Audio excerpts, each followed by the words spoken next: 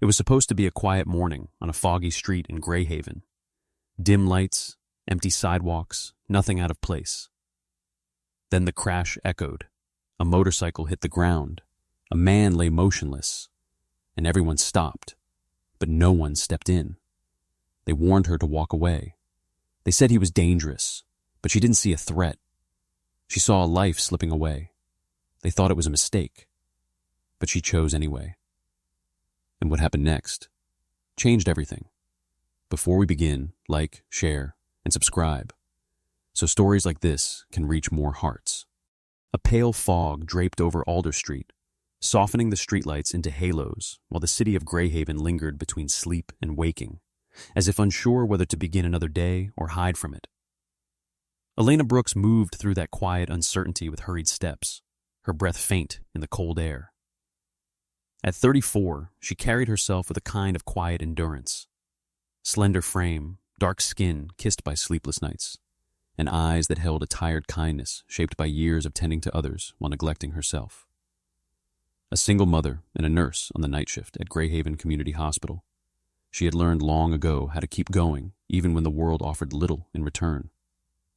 Her worn sneakers brushed against damp pavement as she clutched her coat tighter, her fingers instinctively checking the inside pocket where $12 rested, the last of what she had until her next paycheck.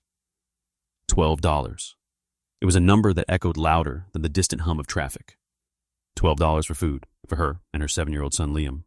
Small, quiet, with wide, curious eyes and a tendency to ask questions she didn't always have answers to. Just last night, he had asked if they could have pancakes again, like they used to on Sundays.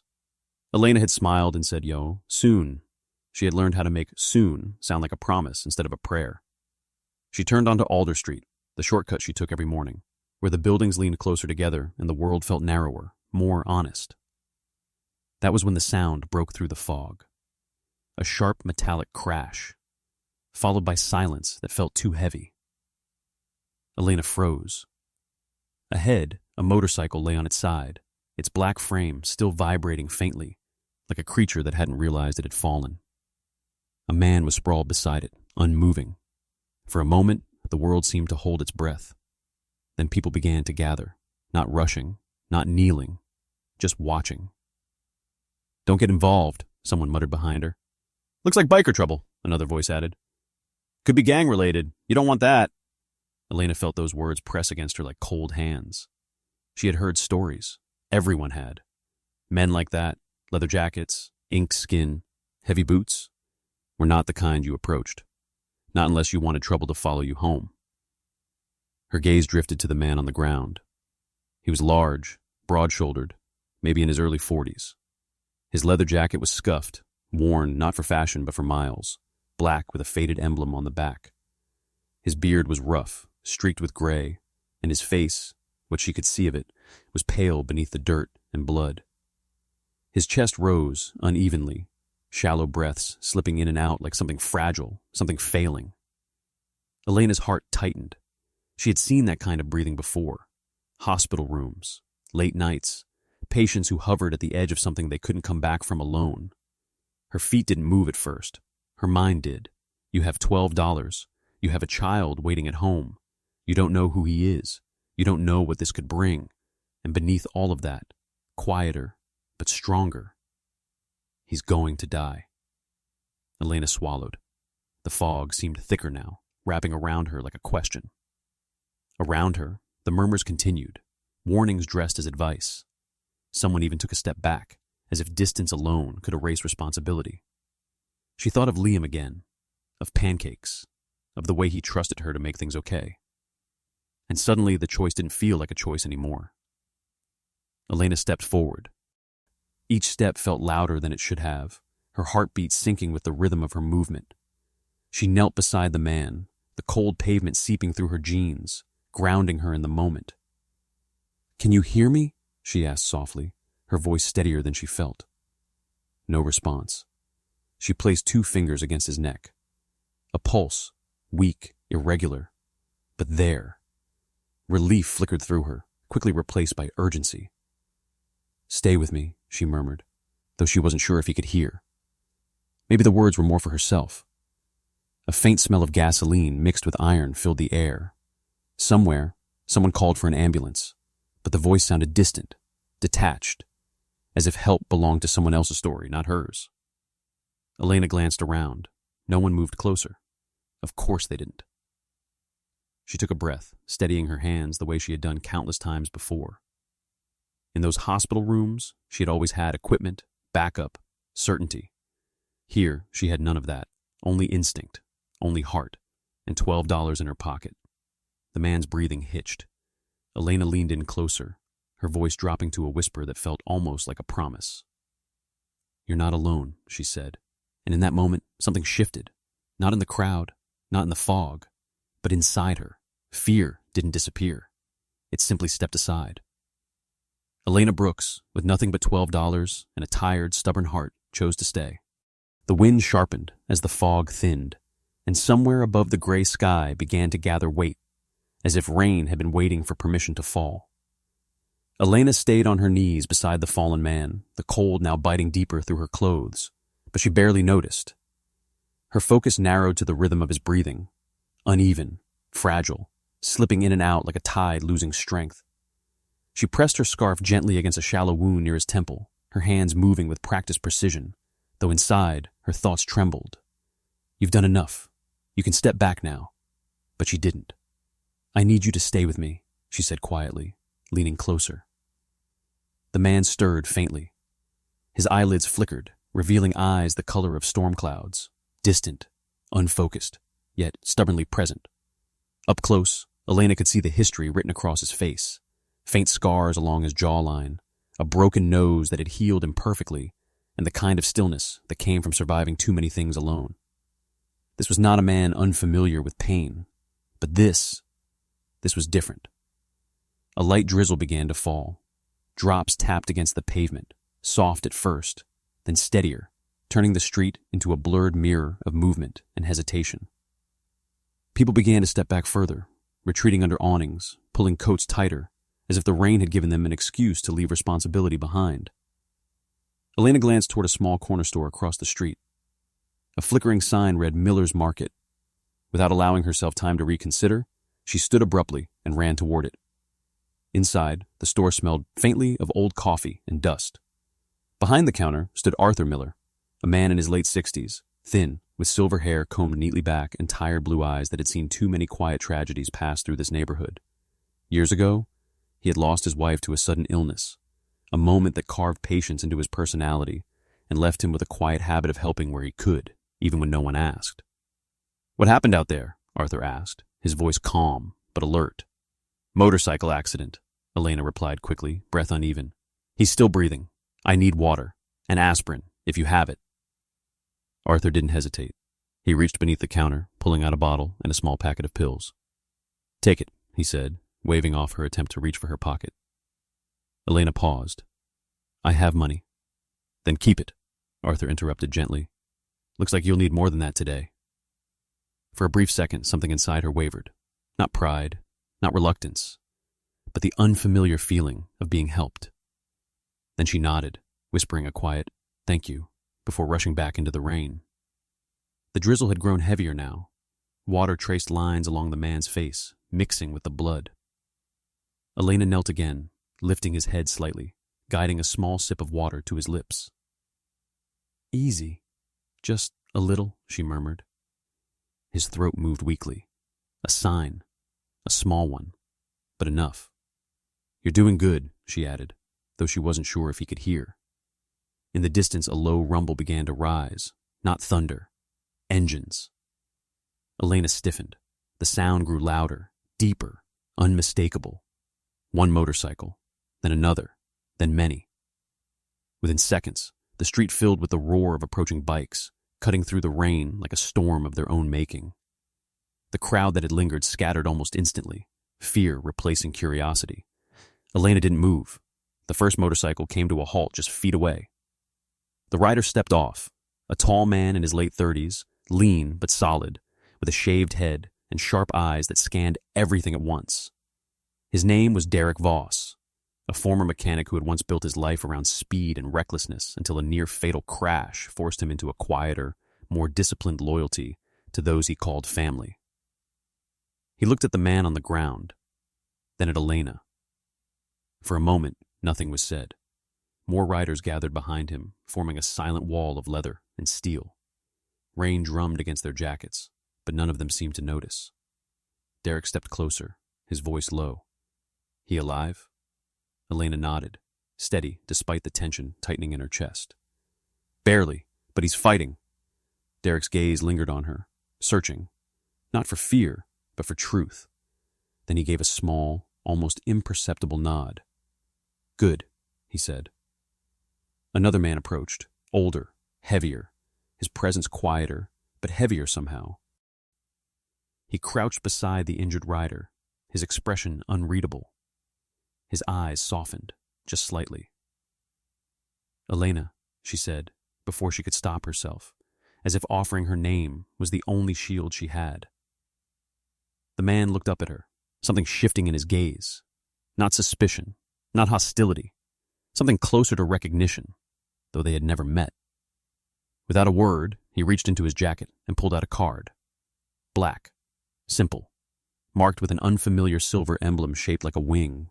He held it out to her. "We'll find you," he said quietly. Elena took it, her fingers brushing against the cold surface. And somehow, despite the rain, despite the fear still lingering in the air, she felt it. This wasn't the end of something, it was the beginning. Morning light filtered through a gray sky, thin and uncertain, as if even the sun hesitated to fully arrive in a city that had learned to expect disappointment. Elena Brooks stood outside Iron Hall, her fingers tightening around the black card, as though it might dissolve if she loosened her grip. The silver wing emblem caught what little light there was, glinting faintly, like a secret that refused to stay hidden. She had barely slept.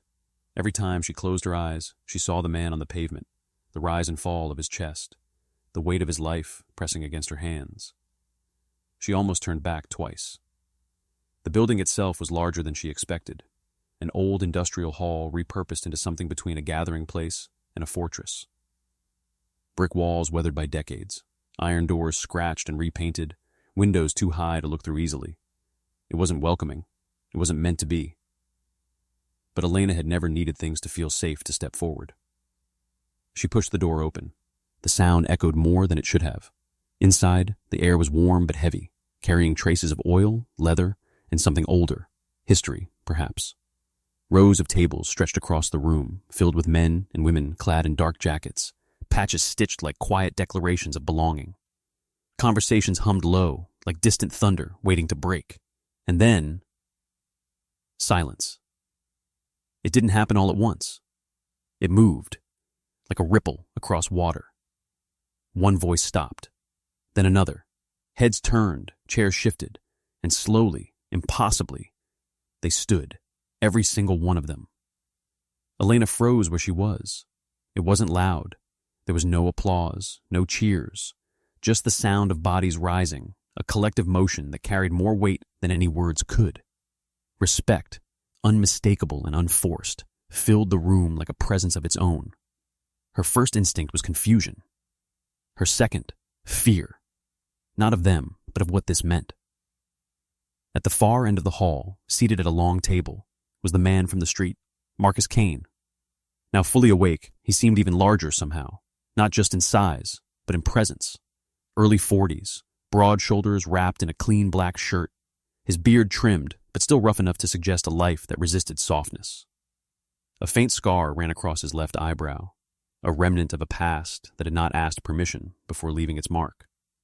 But it was his eyes that held her, gray, steady, and carrying something deeper than pain. Loss, perhaps. The kind that reshapes a person permanently. He didn't stand. He didn't need to. Elena found herself walking toward him without remembering deciding to move. Each step echoed in her chest louder than on the floor. When she reached the table, the room remained standing, waiting. Marcus studied her for a long moment, as if confirming something only he could see. Then finally, he spoke. "You stayed." His voice was low, gravelly, shaped by years of speaking less than he felt. Elena swallowed. "You needed help." A faint shift passed through his expression. Not quite a smile, but something close. "No," Marcus said softly. "Most people don't see it that way." He gestured slightly, and the room sat again, the movement just as unified as before. Sit, he added. Elena hesitated, then lowered herself into the chair across from him, suddenly aware of how out of place she must look. Simple coat, tired eyes, hands that still carried the faint tremor of yesterday. Marcus leaned back slightly, his gaze drifting for a brief moment. Not away from her, but inward. I had a daughter, he said. The words landed without warning. Her name was Lily, 8 years old, laughed too loud, asked too many questions. For a second, Elena thought of Liam, the way he tilted his head when he didn't understand something, the way he trusted her answers even when they were incomplete. She got sick, Marcus continued. Something treatable, something simple, if you had the money. Silence stretched between them, heavier than anything before. I didn't, he finished. There was no anger in his voice. That was what made it worse. By the time I figured out how to get it, it was too late. Elena felt something tighten in her chest, sharp and familiar. Helplessness, the kind that lingers long after the moment has passed. Marcus looked at her again, fully this time. So I built something, he said. Second wing. For people who don't get a second chance, unless someone gives it to them. Around them, the room remained quiet, not out of obligation, but out of respect for a story they all already knew. You gave me one yesterday, Marcus added. Elena blinked. You stayed, he repeated, the same words. But now they meant something else.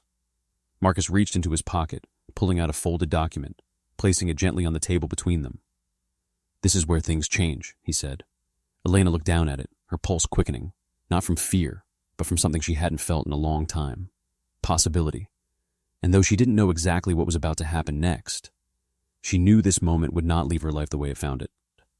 The morning arrived without sunlight, only a low ceiling of clouds pressing down over Elmridge, as if the sky itself had come to witness what was about to unfold. Elena Brooks woke before her alarm, her body still carrying the quiet tension of the day before. For a moment, she lay still on the narrow couch, listening to the hum of the old refrigerator, to the faint breathing of her son in the next room, to the silence that always came before the world remembered her again. Then she heard it, a distant rumble. At first, it blended with the ordinary sounds of the city. But it grew, deeper, louder, unmistakable. Engines, not one, many. Elena sat up. Across the small apartment, 7-year-old Liam Brooks, thin, soft-featured, with tousled dark hair and eyes too observant for his age, peeked out from the doorway.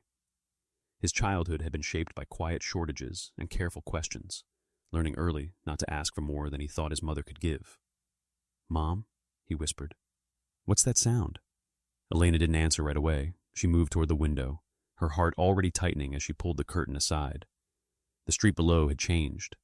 Motorcycles lined the curb, dozens of them. No, more. Black, chrome, heavy machines that seemed to absorb the gray morning into themselves. Men and women stepped off them in quiet coordination, their presence filling the narrow street like a tide that had decided to come ashore. Doors slammed shut up and down the block. Curtains twitched, then disappeared. Fear moved faster than sound. Elena, a voice hissed from the hallway outside. It was Mrs. Calder, her neighbor, a woman in her late 50s with sharp features and sharper instincts, shaped by years of living alone after her husband left and never returned. She had learned to survive by expecting the worst first. You need to stay inside, Mrs. Calder whispered urgently through the half-open door. This isn't good. People like that, they don't just show up for nothing. Elena nodded slowly, though her eyes remained fixed on the scene outside. People like that. She had thought the same thing yesterday, but something in her chest resisted the fear now, not because it was gone, but because it no longer felt complete. Down on the street, she spotted a familiar figure. Derek Voss. He stood beside one of the motorcycles, scanning the building with that same sharp awareness, his posture steady, controlled. When his gaze lifted and met hers through the window, he didn't wave. He didn't smile. He simply gave a single nod. Not a warning, an acknowledgement. Elena exhaled. I'm going downstairs, she said. Liam's small hand caught her sleeve. Are they bad people? The question hung between them, fragile and honest. Elena knelt in front of him, brushing a strand of hair from his forehead. I don't think so, she said softly. Not today. It wasn't certainty, but it was enough. She stepped outside. The noise softened almost immediately, not because the engine stopped, but because attention shifted. Conversation stilled. Movement slowed. The same invisible wave from Iron Hall seemed to ripple outward again, quieter, but just as real. Derek approached her first. You came, he said simply. Elena folded her arms slightly, more out of instinct than defense. So did you. For a brief moment, something almost like humor passed through his expression. Behind him, others began to move, not toward her, but toward the building. Some carried boxes, others tools. One man wheeled out a portable generator. Another lifted bags filled with groceries. Elena blinked. What is this? She asked. Derek glanced around, as if the answer were obvious. Balance, he said. You gave something. We don't leave that unpaid. Before she could respond, a tall woman stepped forward. Rosa Delgado, early 40s, strong build, dark hair tied back, her arms marked with faded tattoos that told stories of a past she rarely spoke about. Years ago, she had lost custody of her son after a string of bad decisions, a loss that reshaped her into someone fiercely protective of second chances, both for herself and others. Rosa offered Elena a small, practical smile. We start with what matters, she said. She nodded toward the street. Elena followed her gaze. Her car. The old sedan she had driven for years, paint peeling, engine unreliable, a quiet source of daily anxiety, was already surrounded. 2 men worked under the hood. Another wiped down the exterior. Tools moved with efficiency, not chaos. Nearby, someone carried a small wooden table up the stairs to her apartment. Another followed with boxes labeled food supplies. Elena felt something unfamiliar press against her ribs. Not fear, not confusion. Something warmer. Something she didn't quite trust yet. Mrs. Calder appeared again at the doorway, her expression caught between suspicion and disbelief. They're fixing things, she muttered, as if saying it out loud might reveal the trick. Elena let out a quiet breath. Yes, she said. They were. Not breaking, not taking, fixing. And as she stood there, surrounded by the echo of engines and the quiet rhythm of people choosing to help instead of harm, Elena realized something had shifted again, larger this time, harder to ignore. For the first time in a long while, she was no longer invisible. The fog did not disappear that morning. It thinned, slowly, reluctantly, as if the world itself needed time to accept what had already begun to change. Elena Brooks stood by the window of her apartment, her fingers resting lightly against the glass. Below, the street no longer looked like a battlefield of fear, but something quieter, almost ordinary again. The motorcycles were gone. The noise had faded, but the absence they left behind felt different from the silence before. It was fuller somehow, like a room after laughter had passed through it. Behind her, Liam sat cross-legged on the floor, carefully opening a box of food supplies that had been left the day before. His small hands moved with a kind of reverence, as though each item carried more than its weight. A loaf of bread, canned soup, fresh fruit, something they hadn't had in weeks. Mom, he said softly, holding up an orange. Can we eat this today? Elena turned, a faint smile touching her lips. Yes, she said. We can. The word felt different now, not stretched thin, not uncertain, real. On the small table beside her lay the folded document Marcus had given her. She hadn't opened it right away. Part of her had been afraid, not of what it might take from her, but of what it might ask her to believe. Slowly, she picked it up. Paper whispered as it unfolded. A job offer, not charity, not a handout. A position within Second Wing, community outreach coordinator. The salary was more than she had ever earned. Health insurance, stability, structure. A chance to use the part of herself that had always known how to care, but had never been given the space to do it fully.